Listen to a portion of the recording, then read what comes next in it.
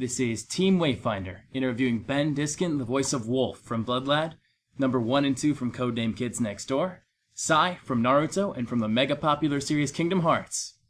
Young Master Xehanort, let's begin. It's great to have you on the show. Thanks. So, how did you get into voice acting? I've been a voice actor since I was about 6 years old.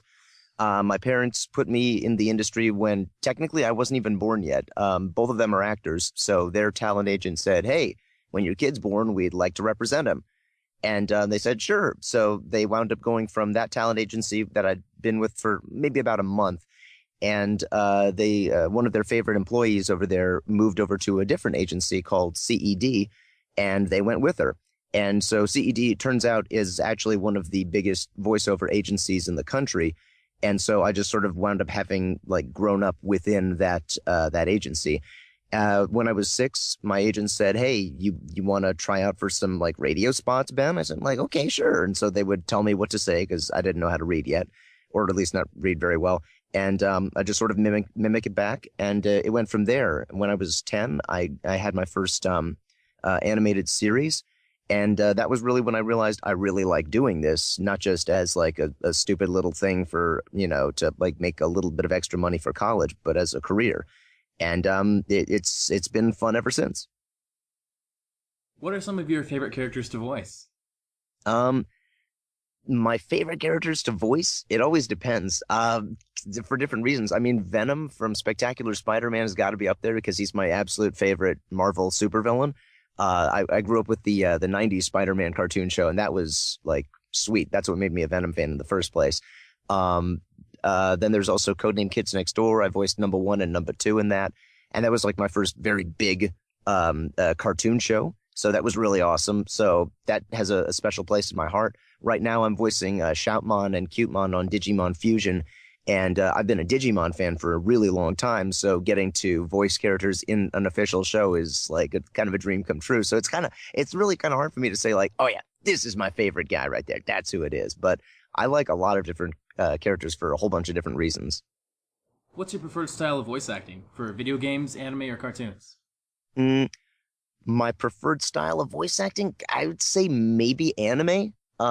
Because it's just there's such a sense of instant gratification. You see exactly what the animation is already going to look like. So it's, you know what the show is going to be right while you're doing it. Whereas with original stuff, it's all kind of still up in the air. You're not really sure what the characters are going to be doing, what facial expressions they're going to have. So it's kind of a wait and see type thing. So I'd say the process for anime is probably my favorite. Speaking mostly for Kingdom Hearts, how does it feel to jump into these really huge game franchises, and for Xehanort, for example, playing a younger version of the main bad guy? How does that feel? I would say that it's a lot easier than you'd think, mainly because I have no idea what the heck is going on in Kingdom Hearts right now.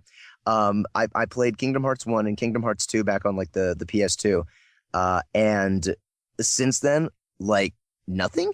So the story is so completely crazy and out there that the only way I could do this was the Japanese director, via a translator from Japan, was just telling me exactly how to say the lines, because all of it to me was complete and utter gobbledygook while I was doing it. So if you like my performance in that game, I promise you I take no credit for that. That is all the director saying, say the lines like this and it will make sense. Okay.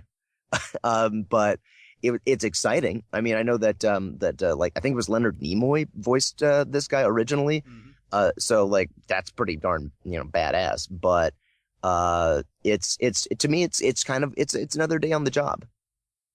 Did you actually get to meet him at the premiere or no?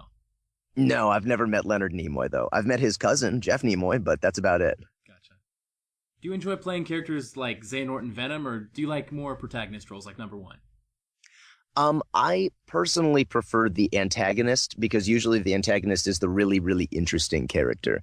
Not a slam against heroic guys, but usually the villain is just more tortured and interesting. You always wonder what led to that? Why does this guy want to, I don't know, kill everybody in the world or take over the world? What could cause somebody to do that? And so it's nice to step into that persona temporarily and explore it. From hearing your past works, geez, from seeing Cute Mind to going to Scar in the Agents of Smash show, Yes. you have a pretty dang good range. Thank you. What tips would you give to up and coming voice actors for finding pitches and tones that just work best for your own voice? Oh, I would say treat your vocal cords like they're muscles, because it basically is. And so you can, get flexible with your vocal cords the same way you would with any muscle group. Push yourself, try to speak in the highest register you possibly can, then pull it down and try to speak in the lowest one. And eventually, by going back and forth, you're going to get more flexible and you will gain more range. But ultimately, I would say find something that really works for you. Don't necessarily try to be something that you're not, because there are a lot of casting directors out there who will hear you doing a deep voice and go, no, it sounds fake. So and I've gotten that too, by the way. So I'm not saying like, oh, my deep voices sound super realistic. No, not necessarily. But basically find something that works for you and go for it. Explore within that range. You don't really need to have this crazy range to do well in voiceover. It's just something that can be of assistance really more than a requirement.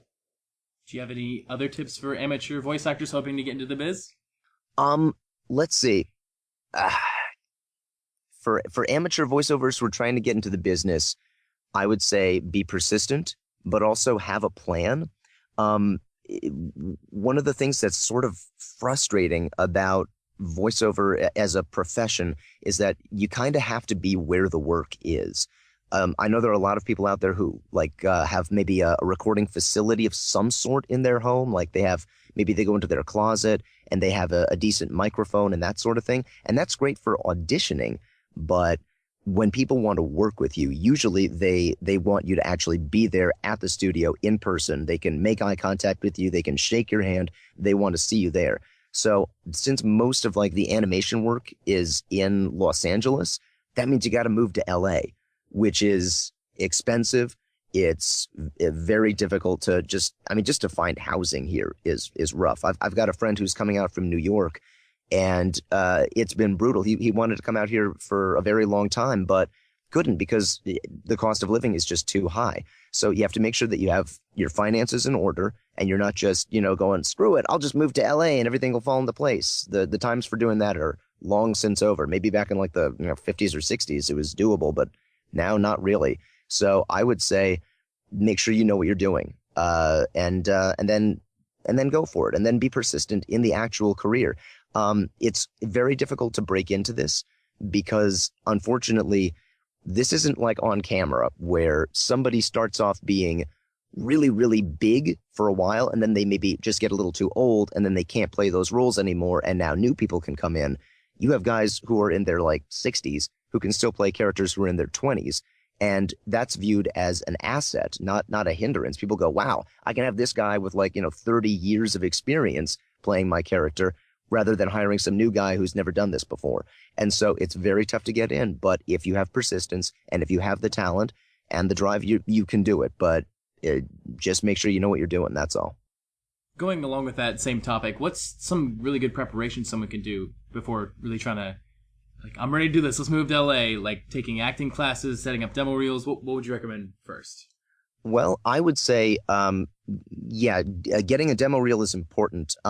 For anything that's really pro voice acting stuff, you're going to need an agent. It's not really something that you can just kind of come in and do by yourself. You need to be with a real agency, the bigger the better, frankly, that can send you out on tons of different projects. And so in order to get in there, you have to have something to show them. So you need to have a demo reel put together that you can email to them or drop off in person. That's not really done anymore these days, but send it in. And hopefully somebody says, hey, why don't you come in and try out for our agency? We'll give you some sample auditions. We want to work with you in person and see what you're like.